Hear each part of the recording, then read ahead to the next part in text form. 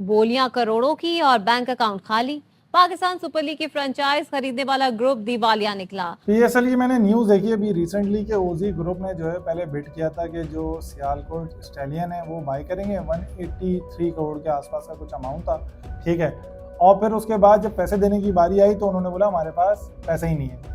मेरे तो ये समझ में नहीं आ रही कि पीएसएल जैसा इतना बड़ा इदारा ऐसे ग्रुप को बिडिंग में अलाउ ही कैसे कर सकता है कि जिसके पास पैसे ही नहीं। अच्छा, अब इसके अंदर पूरे प्रोसेस में अगर मसला देखें, सबसे पहले कभी भी आप इस तरह की बिडिंग होती है ना गवर्नमेंट लेवल पे, जिस तरह से हमने भी गवर्नमेंट लेवल के टेंडर वगैरह प्रोजेक्ट लिए हैं, तो बिडिंग से पहले आपसे जो है वो एक सिक्योरिटी डिपॉजिट लिया जाता है और ये देखा जाता है टेक्निकल इवैल्यूएशन के अंदर कि भाई आपके पास फाइनेंशियल कैपेसिटी है या नहीं है। तो आपकी बैंक अकाउंट डिटेल्स, ये सारी चीज़ें देखी जाती हैं।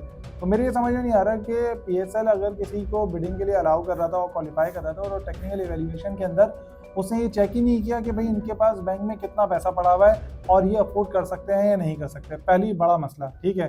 फिर दूसरा बड़ा मसला, अगर लेट्स सपोज पीसीबी को नहीं आता कि किस तरह से टेक्निकल इवैल्यूएशन करना है, किस तरह से ड्यू डिलिजेंस करनी है किसी भी बंदे की, तो वो एग्जिट बेस से जो है कंसल्टेंसी ले सकता है। हम पीसीबी के लिए जो हमारा लव फॉर आवर कंट्री है ना, हम free of cost due diligence करके दे देंगे, कोई मसला नहीं है, आप लोग खुश रहें। पहली चीज़ तो ये।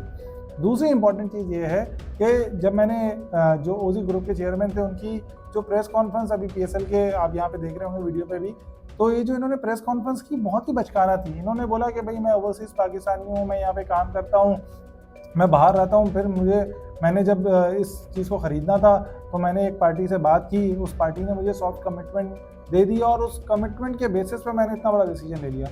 भाई हमेशा याद रखें एज अ रूल कि ख़ास तौर पर जब पाकिस्तान में काम कर रहे हैं, अगर मैं इनकी बात पे यकीन भी कर लूँ, लेकिन क्योंकि ये बिल्डर हैं तो ऐसा हो नहीं सकता कि ये बात सच बोल रहे हो। लेकिन लेट्स सपोज मैं अगर यकीन भी कर लूँ तो देखें, एक बात याद रखें, पाकिस्तान में अगर आप किसी पार्टनर्स के साथ मिल के इन्वेस्टमेंट कर रहे हैं ना कहीं, ठीक है, और वो इन्वेस्टमेंट इस तरह के लेवल की है कि किसी आगे से आपने लोगों से कॉन्ट्रैक्ट करना है, तो सबसे पहले आपको ये करना चाहिए कि जो जो पार्टनर्स इंटरेस्टेड है ना, एक कंपनी बनाएं, उस कंपनी के अंदर उनसे जो है पैसे मंगवाएं। अगर कंपनी नहीं बना सकते तो एओपी बनाएं, एओपी के अंदर बैंक अकाउंट बनाएं और उसके अंदर पैसे मंगवाएं। अगर ये भी नहीं कर सकते तो अपने पर्सनल अकाउंट में पहले पैसे मंगवाएं। जब आपके पास ये पैसे मौजूद हो ना, उसके बाद फिर आप आगे जाके डिस्कशन करें, क्योंकि पाकिस्तान में तो भाई लोग कॉन्ट्रैक्ट करके भी ना हमारे पास साइन करके बोल देते हैं यार हम इन्वेस्टमेंट नहीं कर सकते, हमने वहाँ कर दी।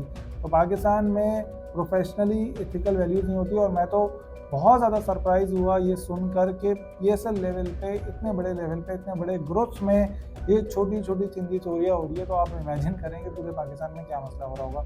तो इससे भाई हमें सीखने को ये मिला है कि डील बड़ी हो या छोटी, डॉक्यूमेंटेड हो, पहले पैसे अपने पास रखो, फिर उसके बाद आगे जाके डील करो, ताकि जो है इस तरह की जलालत और शर्मिंदगी पूरे पाकिस्तान के सामने आपको नहीं हो जैसे पीसीबी और हमारे ओजी ग्रुप को।